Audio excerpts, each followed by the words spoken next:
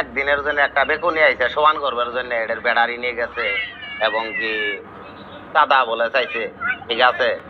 এই এটা এখন 5,000 টাকা খরচ করবে এসে সম্ভবতে, এখন যদি 50,000 টাকা চাঁদা দিতে হয় তাহলে তো এটা বিশাল সমস্যা।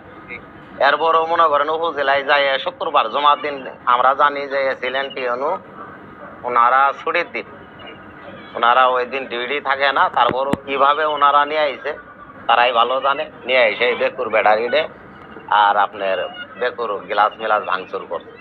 কিন্তু যার বেকুর আর যাই বেকু মাধ্যম দিয়ে নিয়ে আইছে উনিও এক গরিব মানুষ, তার ঘরে যায় দুইটা পাতিলেও পাবেন। তাহলে একটা গরিব মানুষ আর যার জমিটা নুন্নবী ভাই, ওনার তো জমি ঠিক করবেন নিয়ে আইছে, এর বিনিময়ে হয়তো গাড়ির ভাড়া দিন, কিন্তু গাড়িটা যে ক্ষয়ক্ষতি করছে এটা যাই গাড়ি দায়িত্ব হয়ে নিয়ে আইছে, ওনার তো ঘরে দুইটা পাতিলও নেই, ওই কিভাবে 50,000 টাকা জরিমানা দিন? এটাই আপনার দেশবাসী আমাদের প্রধানমন্ত্রী তারেক রহমানের কাছে একটা আবেদন থাকলো, উনি যেন একটু খোঁজ খবর নিয়ে দেখে।